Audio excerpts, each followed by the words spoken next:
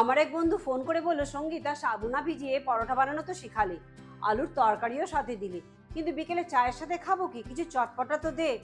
সেরকমই আজ একটি চটপটা চায়ের সাথে খেতে পারো, এমনিও খেতে পারো, সেরকম একটি রেসিপি আজ নিয়ে এসেছি।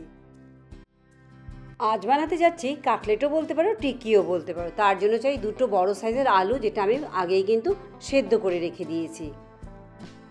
প্রথমে খোসা ছাড়িয়ে নিচ্ছি। এই উপোসের দিনে বা দিনের শেষে যখন এই আলু খাওয়া হয়, অনেকটা কিন্তু এনার্জি দেয় আমাদেরকে। এবার আলু দুটোকে গ্রেটারের সাহায্যে গ্রেট করে নিচ্ছি আমি।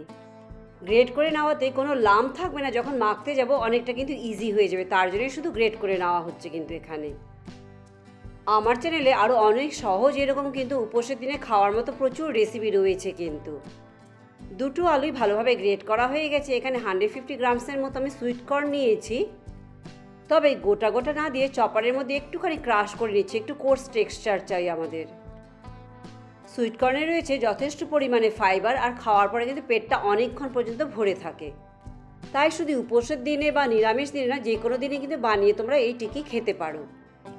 দিচ্ছি এখানে 2 থেকে 3 টেবিল চামচ কালার্ড ক্যাপসিকাম কুচিয়ে রাখা, 2 টেবিল চামচ গ্রেট করে রাখা গাজর, 2টো লঙ্কা কুচি, স্বাদ অনুযায়ী লবণ, আর 2 টেবিল চামচ কুচিয়ে রাখা ধনে পাতা, সামান্য পরিমাণে হলুদ, হাফ চা চামচ লাল লঙ্কার গুঁড়ো, 1 চা চামচ ধনে আর জিরের গুঁড়ো, আর দিচ্ছি হাফ লেবুর রস।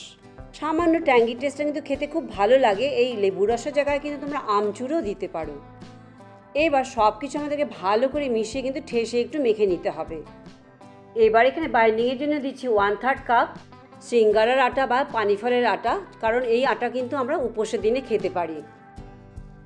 এবার আবারও সব কিছু কিন্তু আমাদেরকে ঠেসে ভালো করে মেখে নিতে হবে। আমি এখানে যা যা উপকরণ ব্যবহার করেছি, তোমরা যদি উপোসের দিনে না খেয়ে থাকো ইজিলি কিন্তু স্কিপ করে দিও সেটা। এবার এই মেখে রাখা মিশ্রণ থেকে যত বড় টিকি বা কাটলেট বানাতে চাও ততটুকু নিয়ে কিন্তু ছোট ছোট বল বানিয়ে আমি রাখছি এখানে। এবার একটি বল নিয়ে হাতে করে এভাবে চেপে চেপে কিন্তু টিকির আকারে কিন্তু সহজেই কিন্তু বানানো যায়, এভাবে প্রেস করে বানিয়ে নিচ্ছি। তোমরা তোমাদের পছন্দ মতো শেপ বা কত বড় ছোট তোমরা তোমাদের পছন্দ মতোই কিন্তু বানাতে পারো। আমি এইভাবে সবগুলো টিকি এখানে বানিয়ে নিচ্ছি। এবার এদিকে একটি প্যানে তেল গরম করে নিচ্ছি, খুবই সামান্য তেল দেবো কিন্তু। তোমরা চাইলে ডিপ ফ্রাইও করতে পারো, আবার শ্যালো ফ্রাইও করতে পারো। চলো এই টিকিগুলোতে একটু টুইস্ট নিয়ে আসি, দেখতে ভালো লাগবে আর ক্রাঞ্চি, খুব ক্রাঞ্চি হবে কিন্তু খেতে। এখানে আমি 1 টেবিল চামচের মতো সাবুদানা, ছোটো দানার সাবুদানা ভালো করে ধুয়ে কিন্তু ভিজিয়ে রেখেছিলাম 3 থেকে 4 ঘন্টার জন্য। সাবুদানাগুলো ভালো করে ভিজে গেছে। এবার একটু ছড়ানো পাত্রে বা প্লেটে বা ট্রেতে ছড়িয়ে দিয়ে এই টিকিগুলো কিন্তু তাতে রোল করে নিচ্ছি আমি।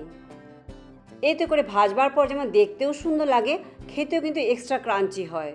এইদিকে তেল আমাদের গরম হয়ে গেছে। একে একে টিকিগুলো দিয়ে কিন্তু আমাদেরকে ভালো করে এপিট ওপিট দুপিটি কিন্তু ভেজে নিতে হবে। গ্যাসের আঁচ মিডিয়াম রেখে একটু লালচে না হওয়া পর্যন্ত কিন্তু আমাদেরকে ভেজে নিতে হবে।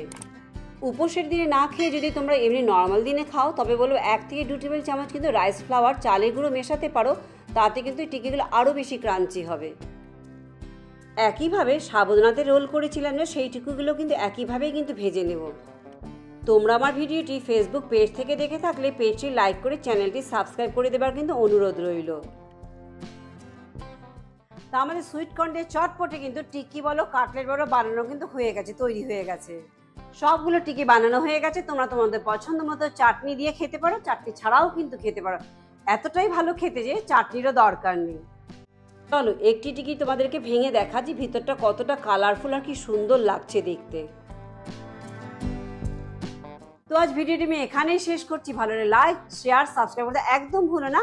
পরে আবার অন্য কোনো ভিডিও নিয়ে তোমাদের কাছে চলে আসবো। সবাই ভালো থেকো, চলো বাই বাই।